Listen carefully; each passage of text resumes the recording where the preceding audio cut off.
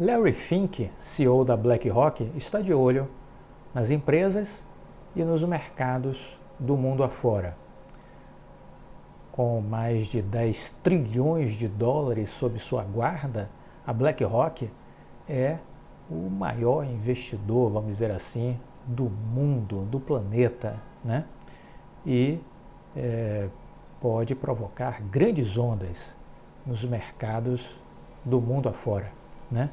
Larry Fink, que é o CEO da BlackRock, ele, em recente entrevista, disse que empresas e países estão reavaliando seus níveis de dependência e que isso pode trazer benefícios para o Brasil e para a América Latina. Nações podem se beneficiar de movimentos em que as companhias estão transferindo suas operações para o próprio país ou para nações próximas. Está sendo feita uma reconfiguração geoeconômica por conta da crise lá da Rússia e da Ucrânia. Tivemos problemas lá e está havendo um rearranjo por conta de muitas empresas. O choque provocado pela pandemia também é um outro fator a mexer nesse tabuleiro, juntamente com as mudanças causadas pela guerra, com o aumento de preços de energia, de alimentos. Tudo isso vem provocando sérias mudanças na sociedade, e mudanças muito rápidas, disse Larry Fink. Uma delas está ligada à reavaliação das dependências existentes entre empresas e países. O CEO da BlackRock, maior gestora de fundos do mundo, está chamando a atenção para este momento que nós estamos vivendo. Recentemente, agora no dia 4 de abril, ele destacou que países estão se questionando se entre 50% a 70% da produção de bens de uma nação deve depender de outra.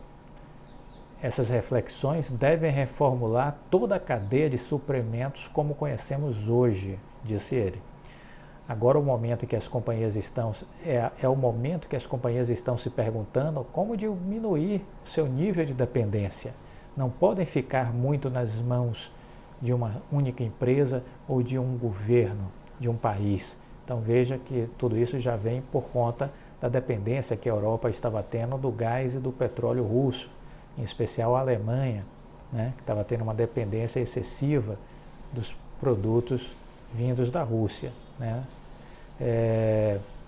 Então, nesse sentido, ele diz que tais questionamentos podem ser muito positivos para a América Latina.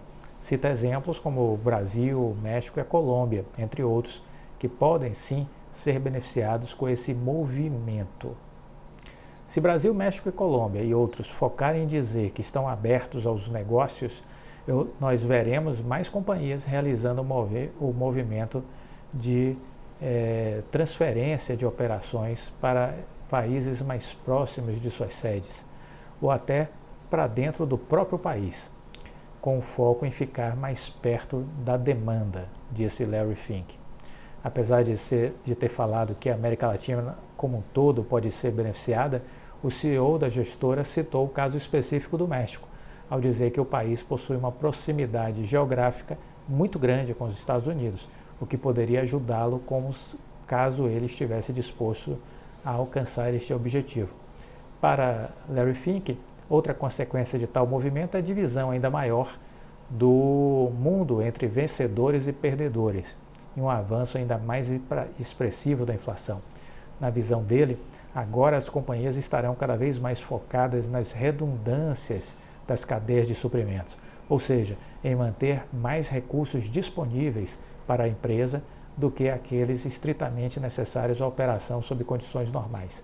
Apesar de destacar que isso deve trazer mais pressões inflacionárias no curto prazo, Fink ponderou que este efeito será reduzido em um intervalo de 5 a 6 anos, quando elas definitivamente conseguirem aumentar sua capacidade produtiva.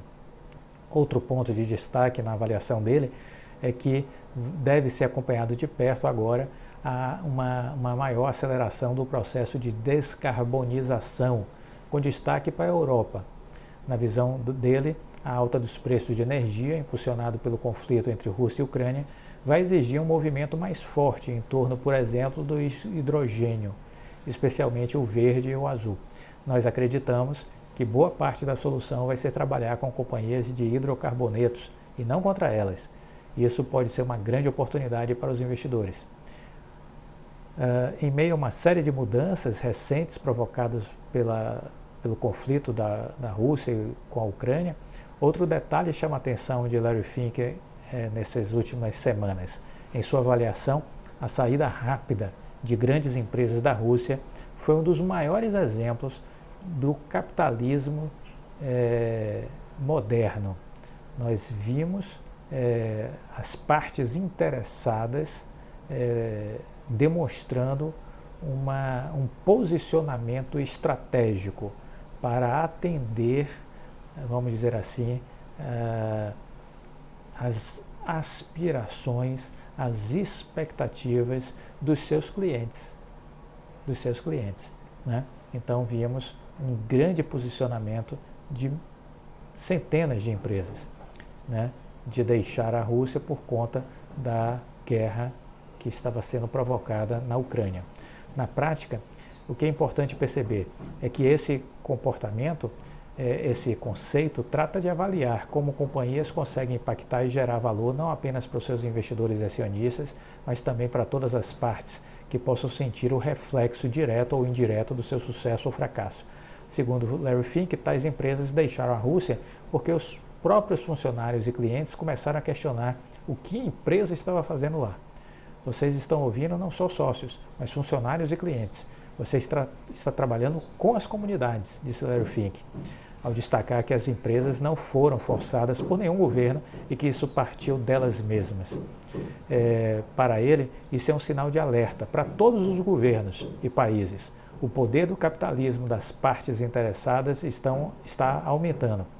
Ele destacou que mais companhias estão seguindo o desejo e as necessidades dos funcionários, dos seus clientes e das comunidades onde atuam, né? Então isso é uma prova de que estamos vivendo um novo momento do capitalismo.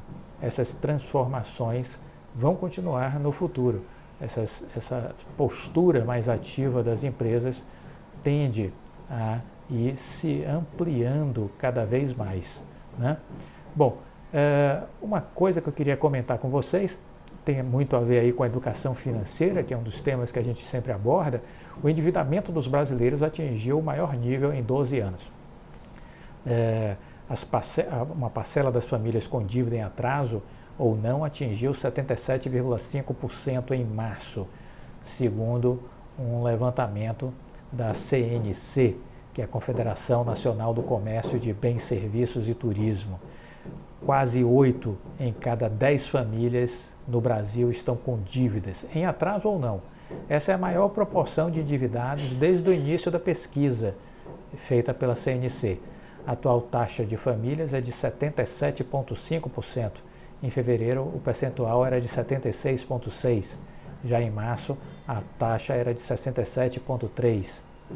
De acordo com a análise, os números apontam a tendência de alta do endividamento, apesar dos juros de mercado estarem mais elevados, encarecendo o crédito.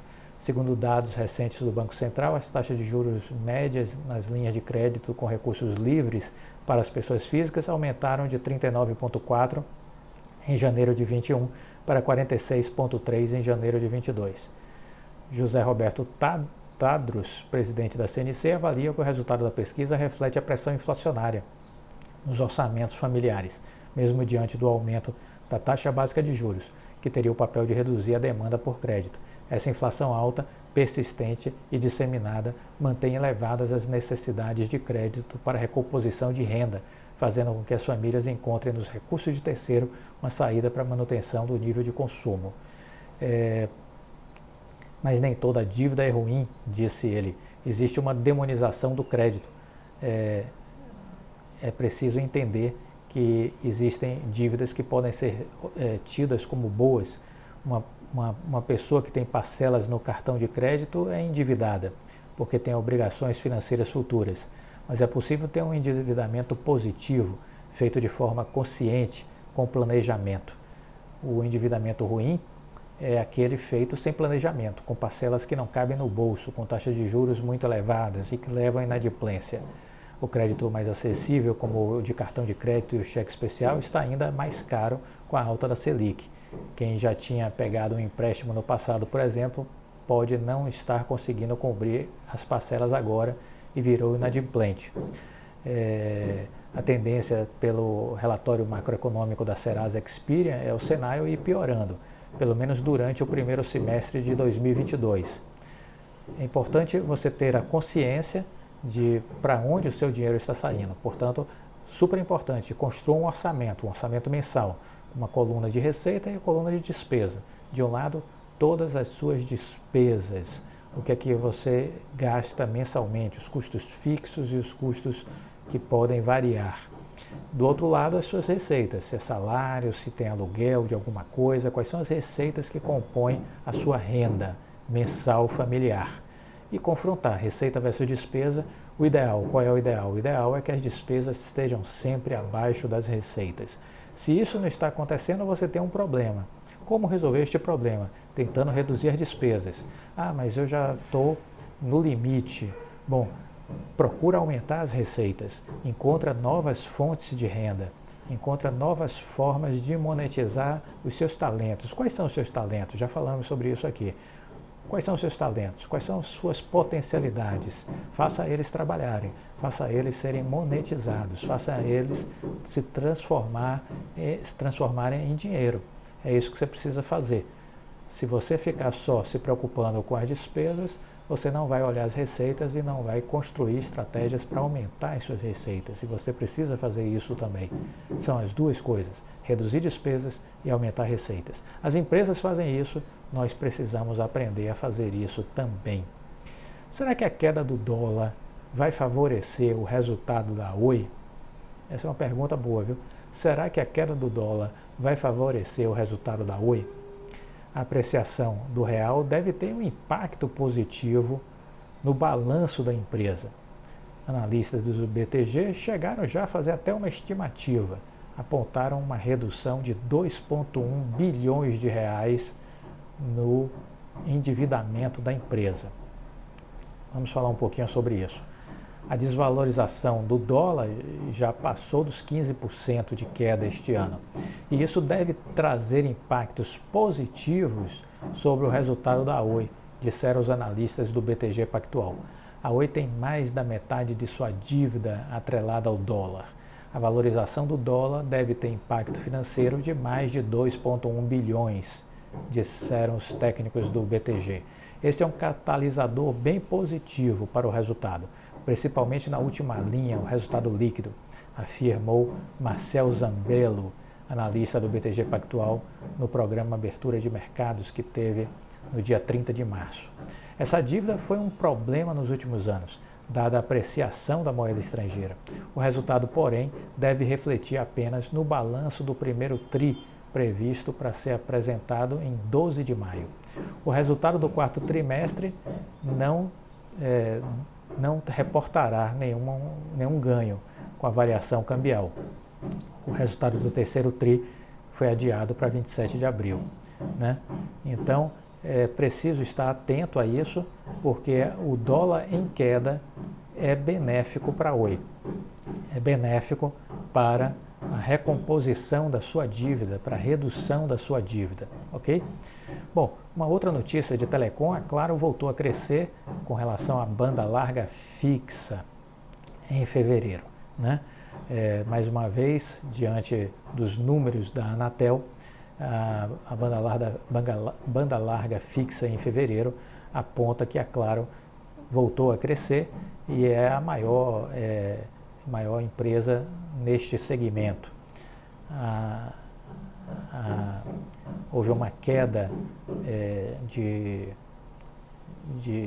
2,4% na base de clientes no mês de fevereiro.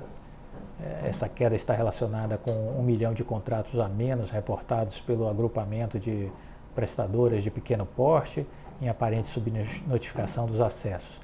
Os números de janeiro foram levemente corrigidos de 40,1 milhões de contratos para 40,99 milhões no primeiro mês do ano.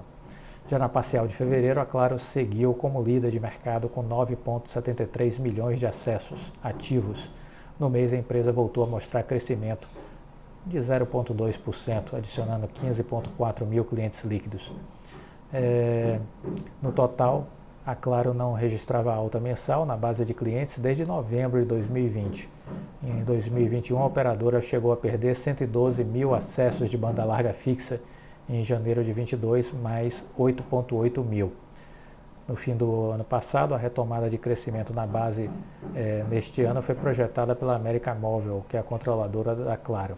Com relação à fibra ótica, vice-líder, a Vivo ativou ou migrou 74 mil novos clientes de fibra, atingindo 4,76 milhões de acessos do gênero e mantendo a maior parte de FTTH do país. Já a base total do grupo cresceu bem menos, 3,1 mil novos acessos líquidos. A empresa encerrou fevereiro com 6,32 milhões de assinantes ativos. Por último, a Oi perdeu clientes em fevereiro, com 27,1 mil desconexões líquidas e a base de 5,14 milhões de clientes ao fim do segundo mês do ano. Nem a adição de mais 43,6 mil clientes de fibra, para um total de 3,78 milhões, reverteu o recuo na base total. A estratégia da empresa prevê o descomissionamento da rede legada de cobre e foco em receitas apenas de FTTH. Então é isso. A Oi está descontinuando, vamos dizer assim, a internet de fibra de cobre, né? E está oferecendo para quem quiser mudar a fibra ótica. Então é isso que a Oi está fazendo. Ela está, vamos dizer assim, canibalizando, né, a sua estrutura de cobre. Ela vai ser zerada ao decorrer do tempo, ela vai a zero e vai sobreviver apenas a estrutura de conectividade de fibra ótica. Essa é a meta, esse é o direcionamento da empresa, de forma muito clara e objetiva. Então, o importante, ao meu ver, é que a Oi já está com quase 3,8 milhões de clientes conectados em fibra ótica. Quase 3,8 milhões de clientes conectados em fibra ótica. E continua fazendo o seu processo de execução, né, e ampliando sua capacidade de oferta e de serviços cada vez mais em todo o país. É isso que nos importa. A velha Oi não nos interessa. Aquela velha internet de cobre está morta. Foco na fibra ótica. Foca no futuro. É o futuro que nos interessa. Os números da nova Oi que nos interessam. É para isso que nós temos que estar observando. Ok? Se você gostou do vídeo, deixe o like, compartilhe com os amigos. Fique com Deus e até a próxima. Tchau.